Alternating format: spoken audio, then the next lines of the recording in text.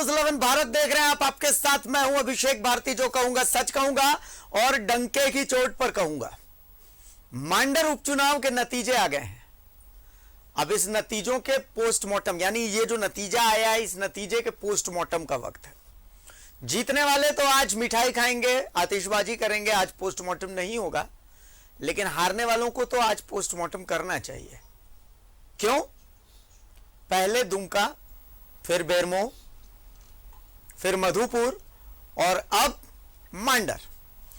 चौथे उपचुनाव में बीजेपी की यह लगातार चौथी हार। तो आखिर यह मंथन तो होना चाहिए कि इस हार के लिए आखिर कौन जिम्मेवार। तो जीत शिल्पी नेहा तिर्की, बंधु तिर्की की है या कांग्रेस की है? हार गंगोत्री कुजूर की है या बीजेपी की है? आज यही समझेंगे डंके की चोट पर।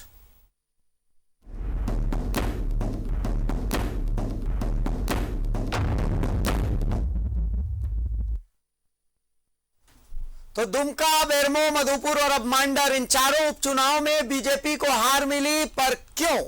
इस पर किसी ने मंथन नहीं किया होगा, पर हमें तो पता नहीं चला। लेकिन बीजेपी को इस पर आज मंथन करना चाहिए। हर फैक्टर अपने फेवर में रहने के बावजूद बीजेपी नतीजों को अपने पक्ष में करने में नाकाम रही। हर कुछ ऐसा हुआ जो बीजेपी के फेवर में था। आय से अधिक संपत्ति के मामले में बंधु तिर्की की विदाई की गई। बीजेपी के पास भ्रष्टाचार का मुद्दा था। राज्य में पिछले कुछ दिनों में जो सियासी उठापटक चल रही थी, बीजेपी के पास वो भी मुद्दा था। किस्मत ऐसा था कि कुछ दिन पहले रांची में दंगा भी हो गया, बीजेपी के पास वो भी मुद्दा था। लेकिन इन तमाम फेवर वाले मुद्दाओं के बावजूद बीजेपी जो है वो रिजल्ट को अपने फेवर में कन्वर्ट क्यों नहीं कर पाई, आज यही समझेंगे। लेकिन उससे पहले एक छोटी सी रिपोर्ट है, इस रिपोर्ट को देख लेते हैं, उसके बाद आगे बढ़ते हैं। रिपोर्ट दिखा दीजिए एक बार। पहले दुमका और बेरमो, फिर मधुपुर और अब मांडर। बीजेपी की लगातार चौथी हार। कहां हो रही गड़बड़? हार का कौन है जिम्मेदार?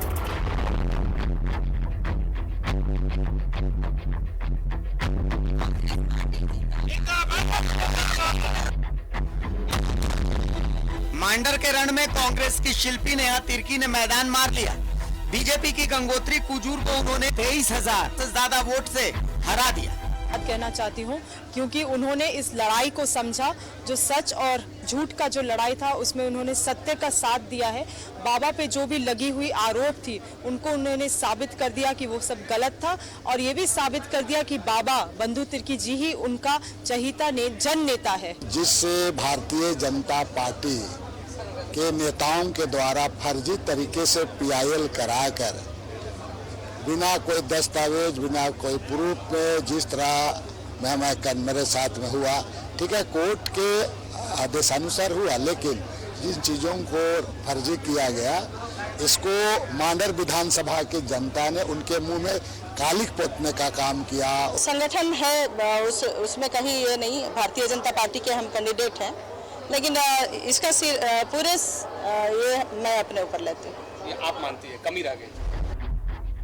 बीजेपी की हार का कारण क्या? आखिर क्यों बीजेपी लगातार हार रही उपचुनाव?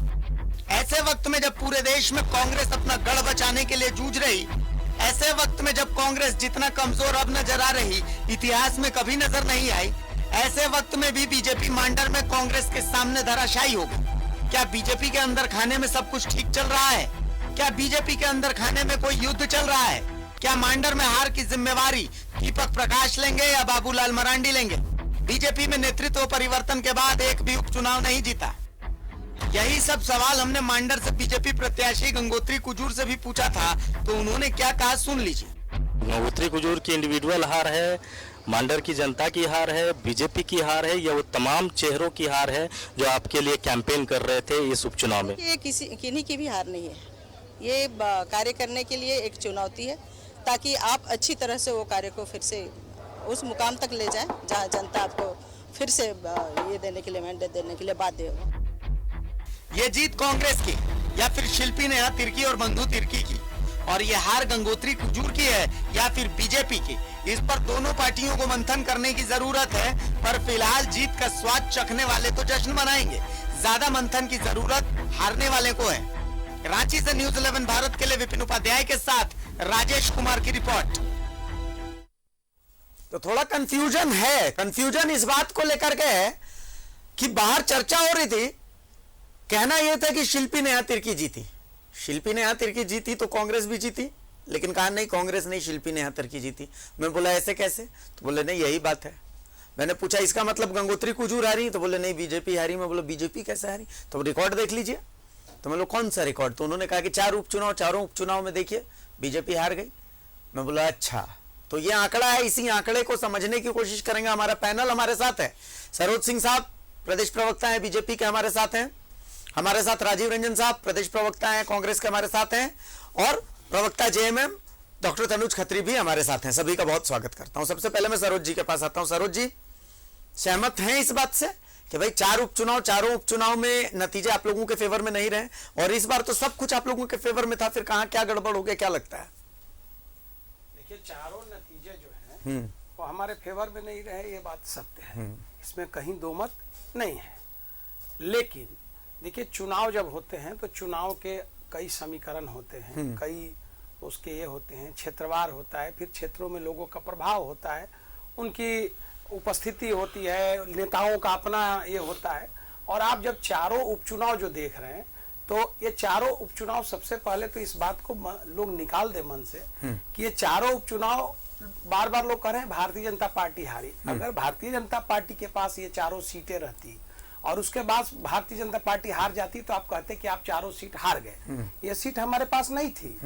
ये चारों सीट जो है, ये यूपी, आज कथित जो आज जो यूपीए है, वही यूपीए के पास थी चारों सीटें, और वो चारों सीटें वो यूपीए पुनः जीती। आप जीत का विश्लेषण और उस पर आप मंथन कर सकते हैं।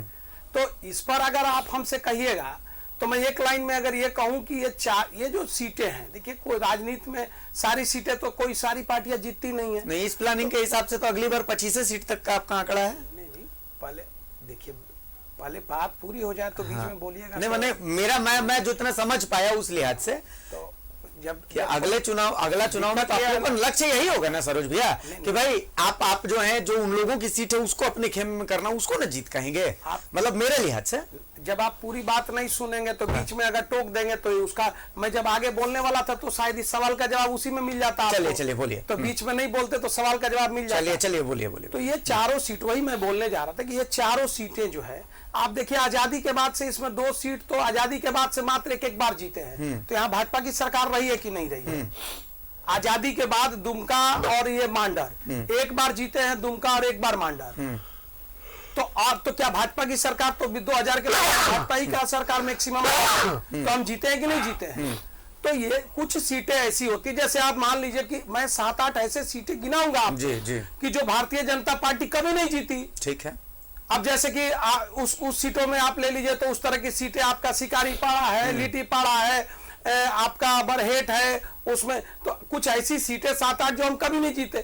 तो ये चारों सीटें भी उसी टाइप की सीटें थी, जो कि भारतीय जनता पार्टी अगर एक आध बार जीत भी गई तो ट्रेंगुलर फाइट जब हुआ, त्रिकोणीय संघर्ष हुए, तो उसमें भारतीय जनता पार्टी सीट जीती। और इसके पहले तो त्रिकोणीय मुकाबले में भी ये सीटें हम जीतने का नहीं सोच सकते। मतलब अंदर खाने में सब ठीक है ना? मेरी बात तो पूरी होने दीजिए ना। अंदर खाने और बाहर खाने पूरा तो सुन, मतलब मैं समझना चाह रहा हूं आप कहना क्या चाहते हैं, पूरी सुन लीजिए बात।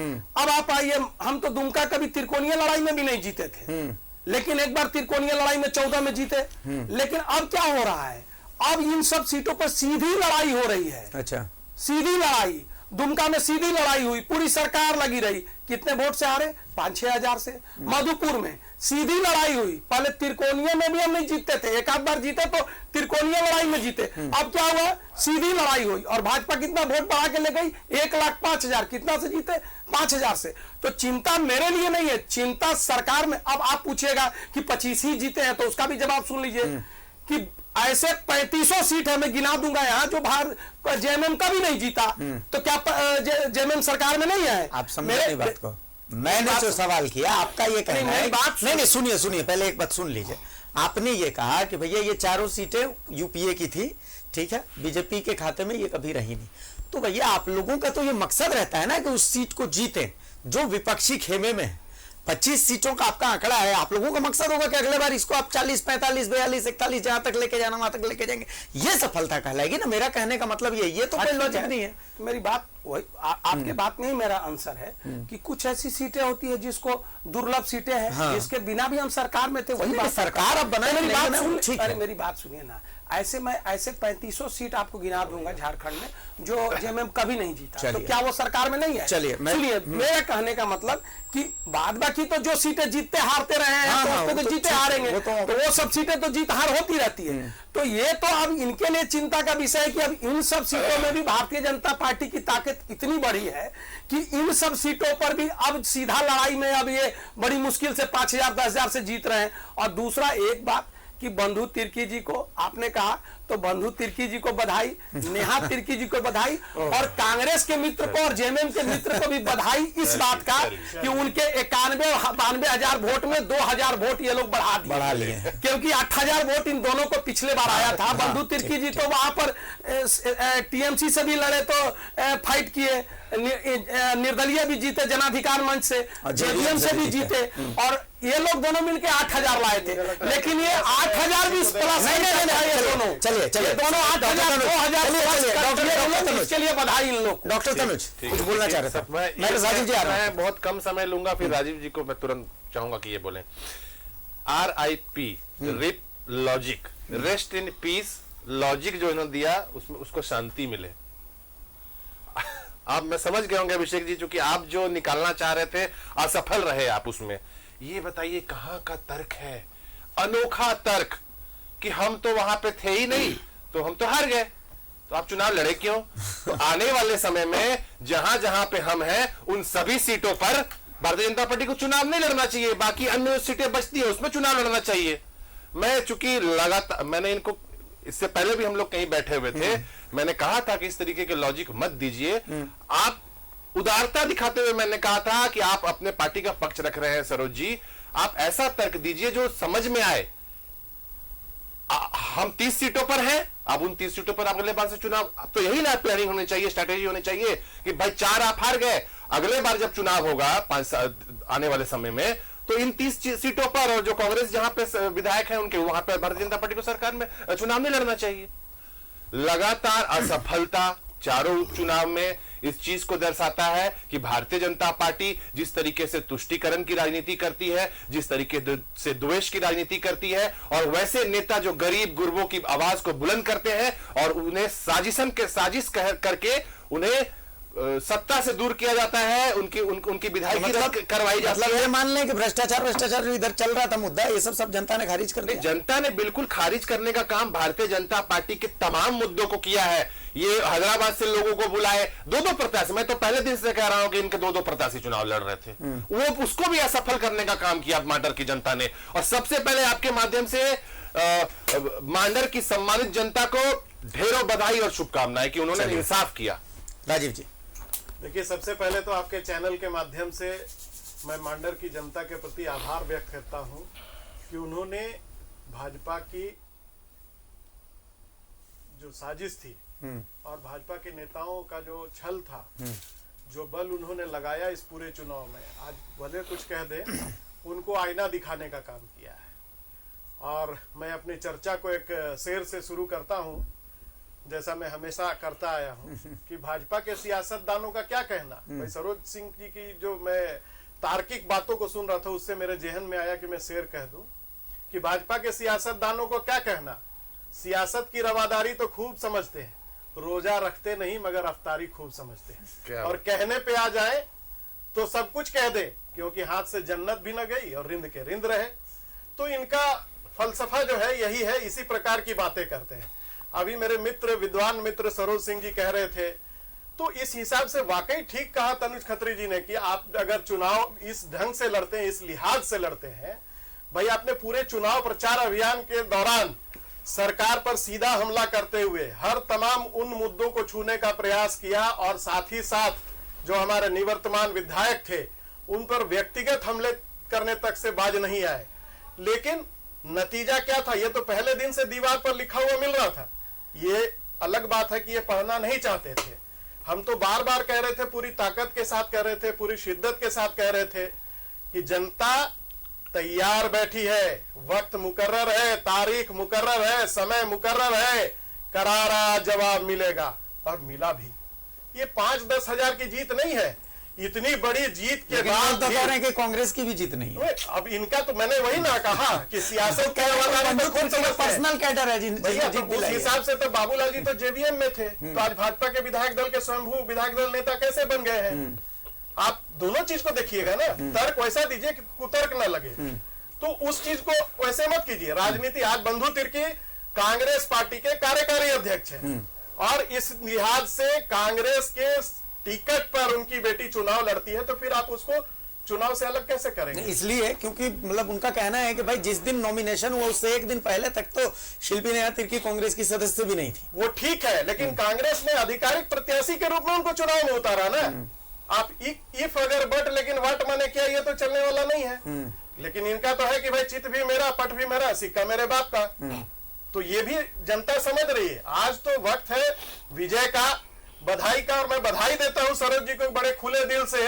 इन्होंने चर्चा शुरू होने के पहले इन्होंने हम लोगों को कम से कम बधाई दे दी, इसके लिए इनका धन्यवाद, साधुवाद, कि हकीकत को पढ़ने का काम किया और जिस विश्लेषण की आपने चर्चा की और बार बार जिस प्रकार से लगातार हाल के दिनों में जो परसेप्शन क्रिएट किया जा रहा था इस सरकार के, ये जीत है महागठबंधन की, ये जीत है हेमंत सोरेन के नेतृत्व में कांग्रेस जेएमएम राजद के सरकार के काम की, ये जीत है राजेश ठाकुर जैसे यशस्वी और ऊर्जावान अध्यक्ष के नेतृत्व में, उनके अध्यक्ष के बाद बनने के बाद झारखंड गठन से बाद पहली बार मांडर में कांग्रेस के प्रत्याशी की जीत है। ये जीत है जनता की, जो इनके दोहरे चरित्र जो बार बार जिसकी चर्चा तनुज जी ने भी की कि भाई पूरा देश में जब चुनाव होता है तो किस प्रकार से ओवैसी जी आते हैं और भाजपा को लाभ होता है, ये जनता जानती थी। लेकिन झारखंड में ये इनका जो गठजोड़ था ना, ये एकदम खुली किताब की तरह आ गया।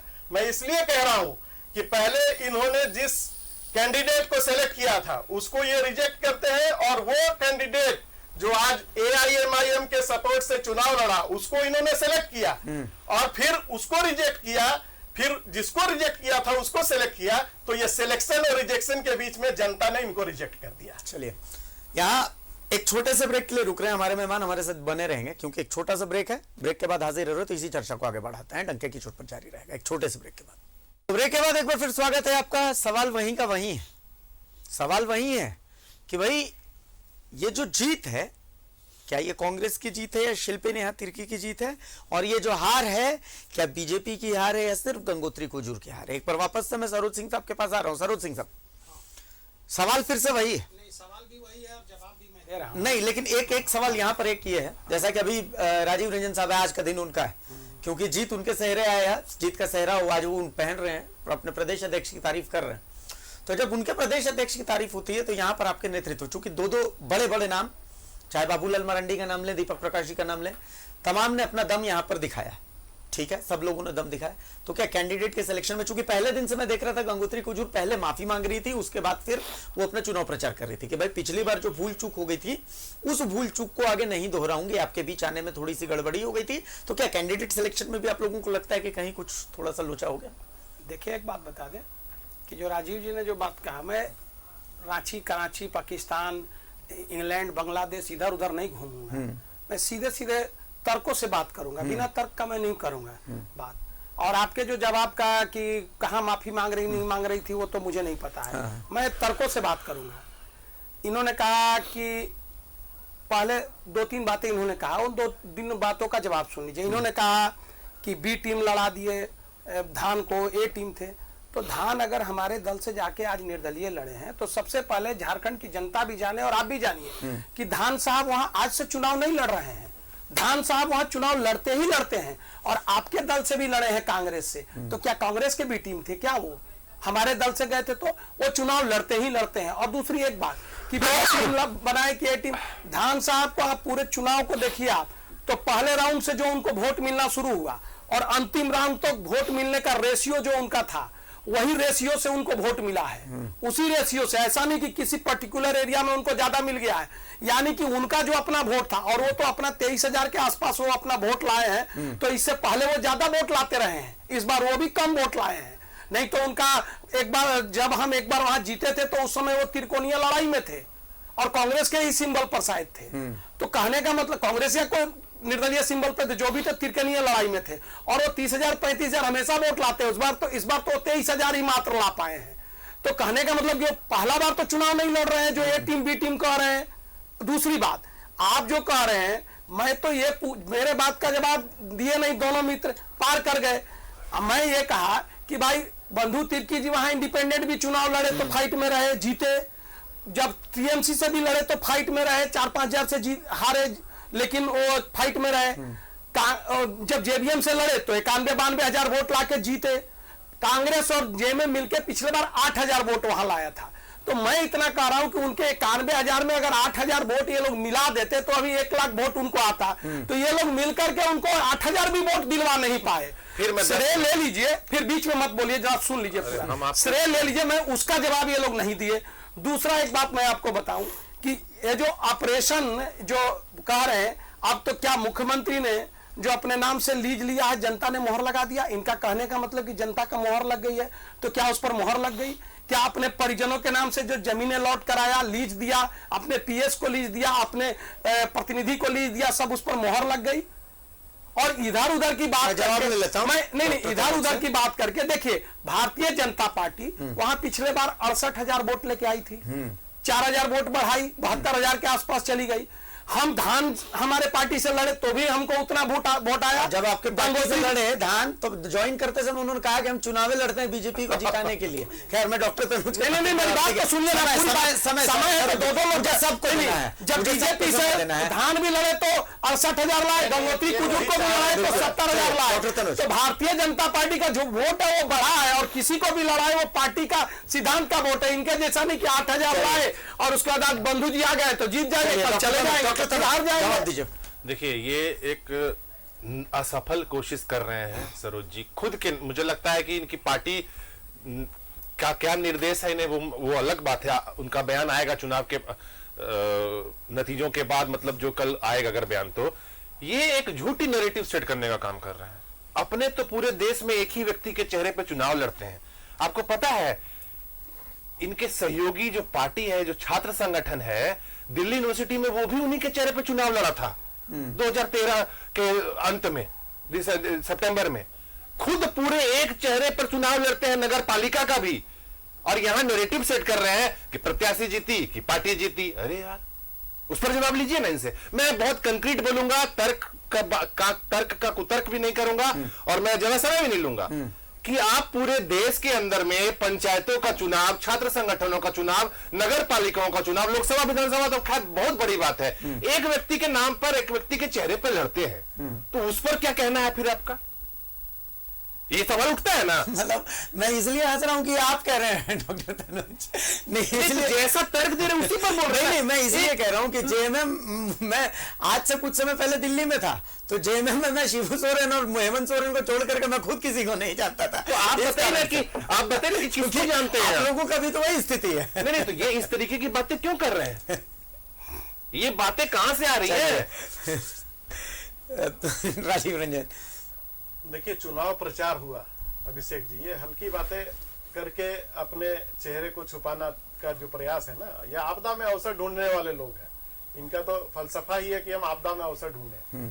तो ये आपदा है, आई है इनके पास। इनके नेतृत्व की करारी शिकस्त एक बार नहीं, चौथी बार हुई है और ये बार बार सरकार और सरकार का लिटमस टेस्ट कराने के लिए जनता के पास जाते हैं।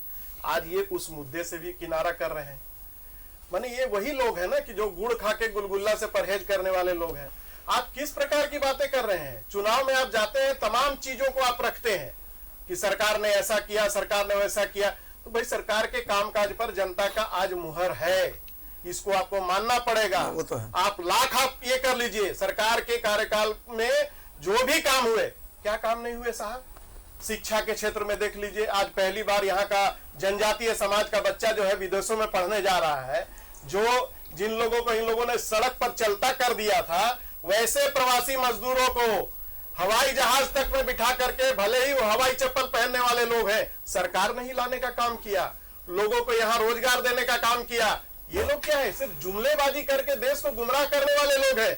और किस प्रकार की बातें कर रहे हैं आप? हल्की बातें कर रहे हैं। मैं बार बार कह रहा कि बंधु तिर्की और कांग्रेस को आज कोई अलग नहीं कर सकता। बंधु तिर्की आधिकारिक कार्यकारी अध्यक्ष है पार्टी के, और उनकी पुत्री को कांग्रेस ने अपना आधिकारिक प्रत्याशी बनाया है। अब ये हास्यास्पद स्थिति है कि ये, तब तो हम भी गिनाने लगेंगे कि भाई पहले भी हमारे यहाँ करमचंद भगत जीते थे, तो क्या उस वोट के काउंटिंग को अभी हम यहाँ लेकर के आएंगे क्या?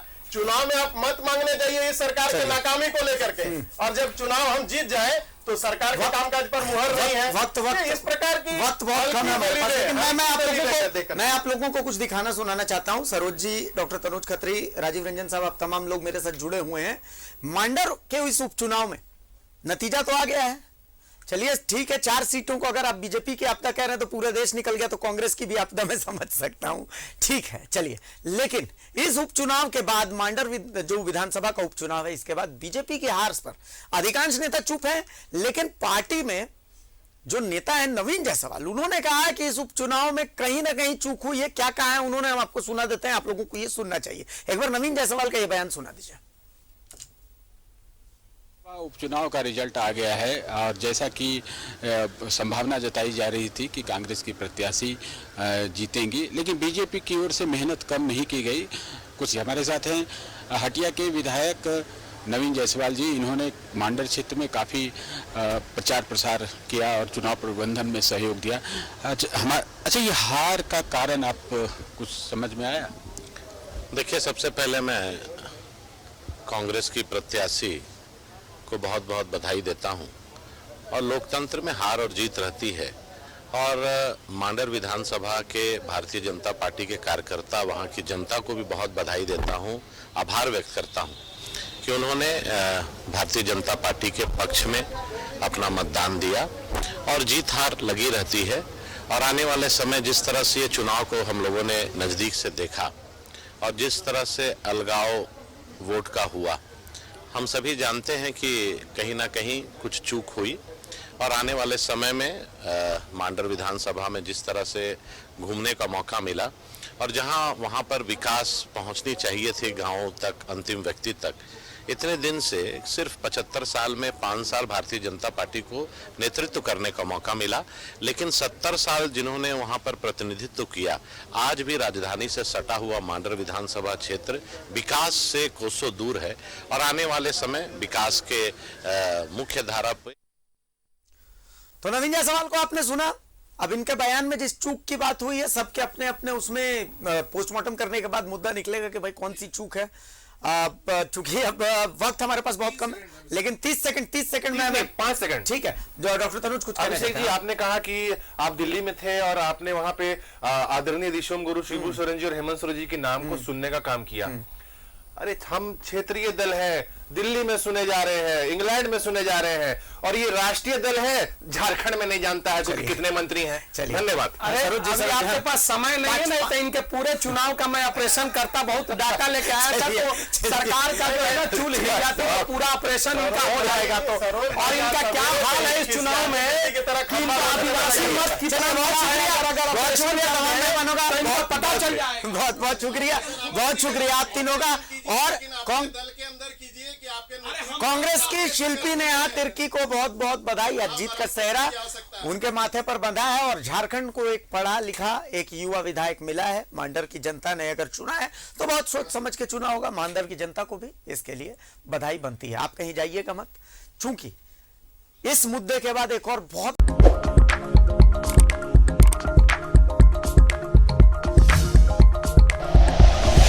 Like and share videos, subscribe करें हमारा चैनल और प्रेस करें बेल आइकॉन। न्यूज़ 11 भारत, सच है तो दिखेगा।